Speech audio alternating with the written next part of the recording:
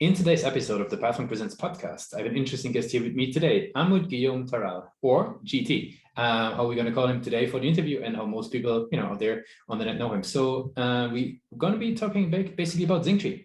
He's the director or senior director of customer experience for Zingtree, and Zingtree is doing something very interesting. Interactive decision trees for your team, basically built without code, so that basically processes can be visualized very, very easily. So very interesting product. Curious to learn about the use cases today and who's benefiting most from it, and also how GT's team is helping folks to have a great experience with the product. So GT, welcome to the show.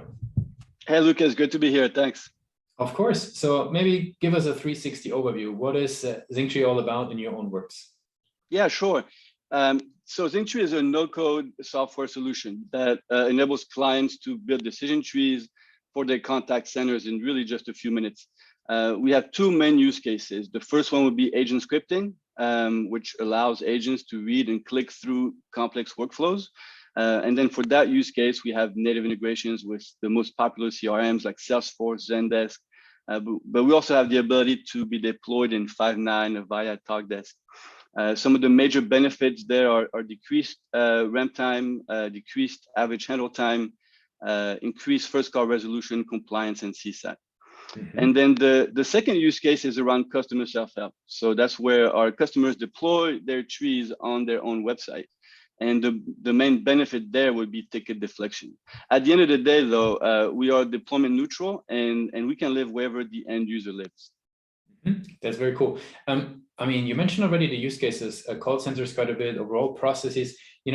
Maybe tell us a bit more about the companies that are leveraging the platform. Is it very much in that contact center world? Does it spread over many different industries? What companies do you typically see benefiting the most from Zingtree? Yeah, it's interesting. So we're really industry agnostic, right? However, we're focusing on contact centers who have support agents who would benefit from Zingtree the most, right?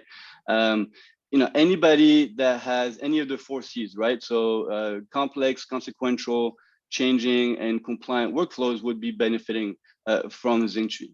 And I'll give you a quick example. If you have a consumer electronics company that has thousands of SKUs, for example, you can't possibly expect each and every agent to know how to troubleshoot all the products, right? So walking the agent down the decision tree while all that information is stored gives them, basically instant knowledge. Contact centers that have high attrition rates or 2+ weeks of agent ramp times also really benefit from Zingtree. Again, if the agent knows how to read and click, then Zingtree gets the agents productive quicker. Super, super interesting. Okay. Now, within those companies, who is actually sort of raising their hand? Is that like a bottom-up approach where people discover Zingtree and build their own trees, or is it more like a top-down approach where managers have to bring in processes? Maybe share a bit more on that. Yeah, that's a really interesting question. So historically, it's been a bottoms-up approach, right?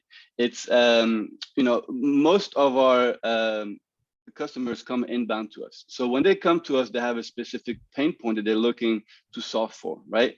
And so sometimes it's the process owner. A lot of times it might be the contact center manager, and they're just looking to solve a problem. And they might start in a small department, see that it works, and then it kind of just spreads throughout the whole company.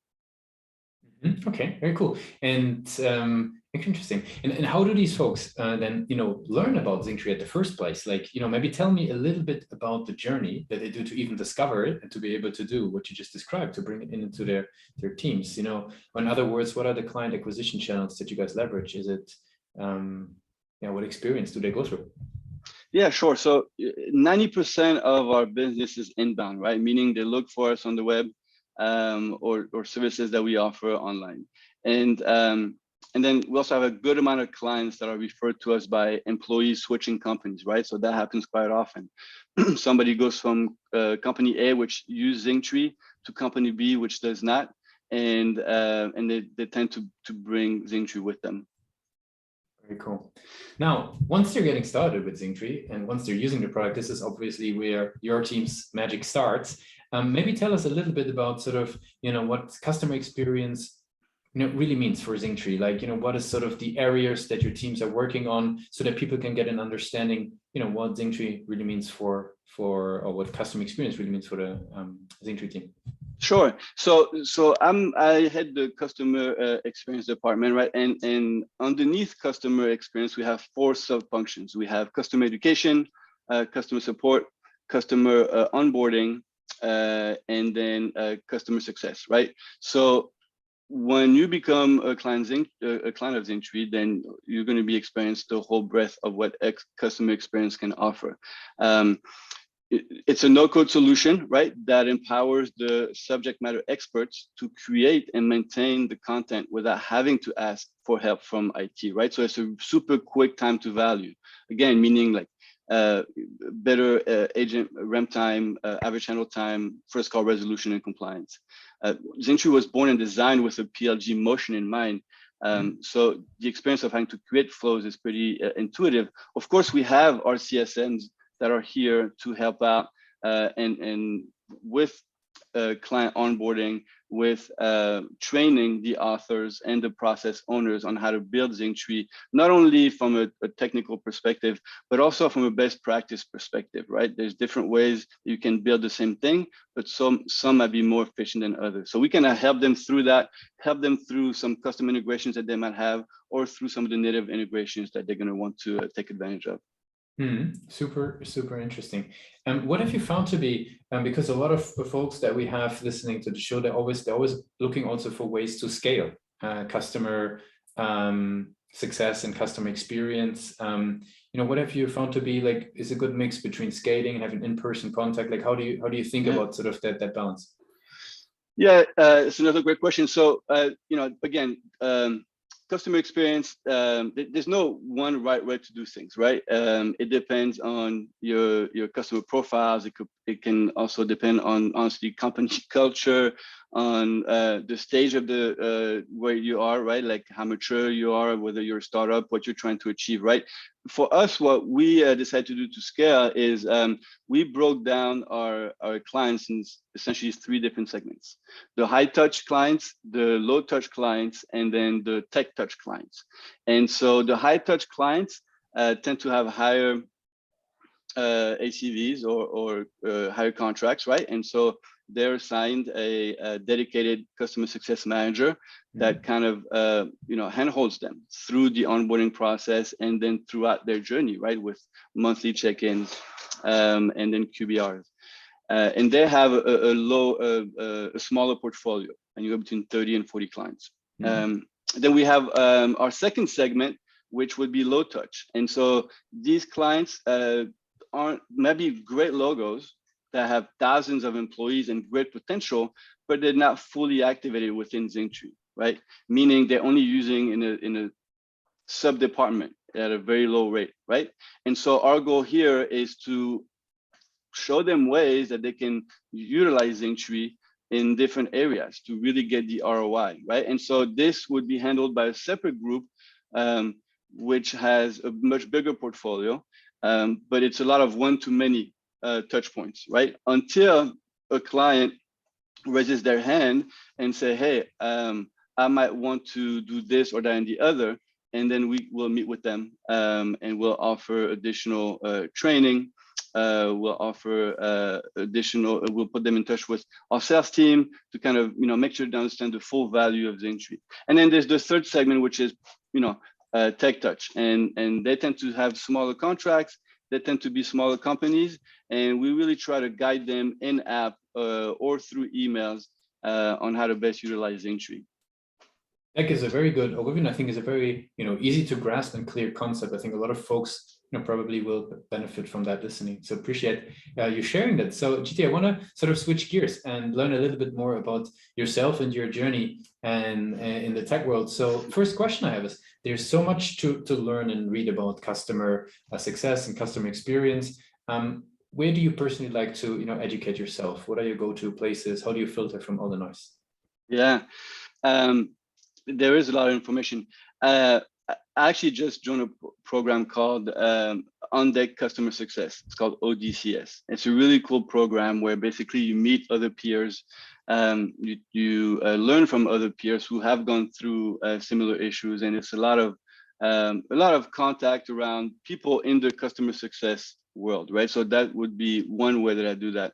I'm lucky enough that my CRO, for example, was leading the customer success teams at Typeform and then Notion. So he also have a huge breadth of experience there. And then other than that, obviously I scan through LinkedIn, look for articles that are interesting to me. Very cool. I have some rapid fire questions to wrap it up for today. Sure. Are you ready for those? Yeah, let's go. What's the last book you read? Oh man, the last book I read was The Checklist. What is one single thing your company is focused on the most at the moment? Partnerships. If there would be no boundaries in tech, what's the one thing you would fix for your role today? The one fix I would fix for my role? Yeah, everything is possible. You have a magic wand. What would you fix for your role? Yeah, full visibility into what our clients' intentions are. Mm-hmm. What's the last thing that kept you awake at night about the company? The prospect of having a company-wide outage. And for the very last question, I would like to do some time travel with you. Let's go back to the days of the American University, if you allow, right? Yeah. So you're heading out of formal education into, you went through different interesting roles. You were a founder prior, you went through operational roles as well. You've been, even a professional sportsman, if I'm not mistaken, right? Yeah. So what's gonna be your one advice for your journey heading out of American University? Man, thanks for describing my path in a very short way. I have a very strange path to where I am now, right? And like you mentioned, I studied international relations. I played professional tennis. I went into financial services. I opened a spa with my wife, and then I got into tech, right? The one thing that I would say, not specific to my role, but in general, is to kind of check the ego at the door, right? And then take pride in what you do. And for me, there's a big difference between ego and pride. Ego is something that's being fed to us by others, right? I want the recognition of this or that. That feeds my ego. Whereas pride is really, taking pride in doing what I do well, right? There's no way that anybody's going to give you a chance at something else if you don't do your current job the best way possible. Very cool. GT, I really appreciate you took the time with us today to be a guest on Passmore Presents. I want to give you the very last word. If you could basically, if people would forget anything that we discussed about Zingtree today, what's the one thing they should remember about Zingtree? Yeah. Well, the one thing they should remember is that we might not be the sexiest software, but we bring value day one. And if you allow me to expand on that, obviously, I would. If we're out of time, no problem. Give us a sentence of expansion on that one. Essentially, a lot of people are into AI these days, right? And we don't have AI or machine learning, but I know we unfortunately with AI, it's really a lot of diminishing returns where you can deflect tickets, up to 20 or 30%, but to get to 50% is a hard task, right? And so what we allow our customers to do is to take their processes, put them into Zingtree, control them without having to ask for IT in a super quick way, right? So if you have your processes ready to be transferred into Zingtree, you could be operational the next day. Obviously, it doesn't always happen that way, but yeah. So again, we're not the sexiest software, but we bring value on day one. Thanks a lot for being a guest on Passmore Presents. Thank you so much, Lucas.